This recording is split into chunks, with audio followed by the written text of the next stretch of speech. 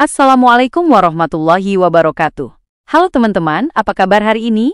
Semoga kalian dalam keadaan baik, amin. Teman-teman, pernahkah kalian merasa tergoda untuk membicarakan seseorang di belakang mereka? Atau mungkin mendengar percakapan tentang orang lain yang kurang menyenangkan? Ternyata, kebiasaan seperti ini punya dampak yang cukup mengejutkan kalau kita lihat dari sudut pandang sains. Di video kali ini, kita akan bahas apa itu ghibah menurut sains, dampak buruknya pada kesehatan kita, dan solusi ilmiah yang bisa membantu kita menghindari perilaku ini. Sebelum kita mulai pembahasannya, jangan lupa like, subscribe channel ini. Ayo, kita mulai.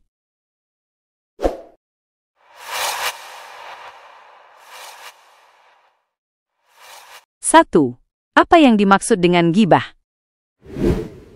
Ghibah, atau membicarakan keburukan orang lain tanpa sepengetahuan mereka, dalam dunia psikologi sering disebut sebagai negatif gosip. Penelitian dari McAndrew tahun 2008 menjelaskan bahwa gosip, termasuk ghibah, adalah bagian dari komunikasi manusia yang sering digunakan untuk memperkuat ikatan sosial. Namun, di sisi lain, perilaku ini juga dapat menciptakan ketidakharmonisan dalam hubungan sosial. Orang yang sering terlibat dalam ghibah cenderung memiliki hubungan interpersonal yang rapuh karena kehilangan kepercayaan dari orang-orang di sekitarnya.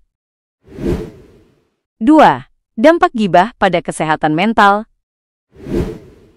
Menurut penelitian Sarah Nabilah tahun 2021 yang dipublikasikan di Digital Library UIN Sunan Gunung Jati Bandung, ghibah memiliki dampak langsung pada kesehatan mental, khususnya pada mahasiswa. Semakin sering seseorang terlibat dalam ghibah, semakin tinggi tingkat stres, kecemasan, dan bahkan depresi yang dialami. Apa yang sebenarnya terjadi di dalam tubuh kita? Saat kita membicarakan orang lain secara negatif, tubuh merespons dengan meningkatkan hormon stres, seperti kortisol. Studi dari Kirschbaum dan Hellhammer tahun 1994 menunjukkan bahwa kortisol yang dilepaskan secara terus-menerus dapat melemahkan sistem imun tubuh, meningkatkan risiko penyakit jantung, dan memicu gangguan tidur. 3. Dampak ghibah pada hubungan sosial. Dari perspektif sosial, ghibah seringkali menciptakan efek domino. Penelitian yang dilakukan oleh Feinberg et al. Tahun 2014 di University of California menyatakan bahwa gosip negatif dapat mengurangi rasa percaya dalam komunitas. Orang-orang menjadi lebih waspada, bahkan takut, bahwa suatu saat mereka juga akan menjadi subjek pembicaraan. Efek ini tidak hanya dirasakan oleh subjek yang dibicarakan, tetapi juga oleh orang-orang yang mendengarkan. Sebuah studi dari Robbins dan Karan tahun 2020 menunjukkan bahwa mendengar gosip negatif meningkatkan kecemasan sosial pada individu, sehingga hubungan antar individu pun menjadi lebih rentan terhadap konflik. 4. Solusi berdasarkan riset ilmiah. Lalu, bagaimana cara mengatasi kebiasaan ghibah dari sudut pandang sains? Berikut beberapa solusi berbasis penelitian. Melatih kesadaran diri. Mindfulness. Sebuah studi dari Garland et al. Tahun 2015 menunjukkan bahwa mindfulness dapat membantu individu mengenali dorongan untuk berbicara negatif sebelum melakukannya. Dengan melatih kesadaran, kita bisa lebih bijak dalam memilih kata-kata. Latihan pengendalian diri. Penelitian oleh Duckworth dan Seligman tahun 2005 menunjukkan bahwa kemampuan pengendalian diri berkorelasi dengan keberhasilan seseorang menghindari perilaku yang merugikan, termasuk ghibah. Mengganti ghibah dengan percakapan positif. Studi oleh Lampert dan Pope tahun 2017 menyarankan agar individu fokus pada percakapan yang membangun. Misalnya, alih-alih membicarakan kekurangan orang lain, bicarakan hal-hal yang inspiratif atau produktif.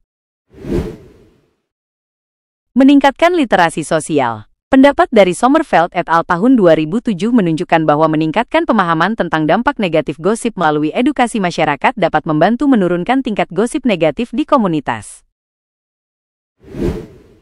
5. Dampak positif menghindari ghibah.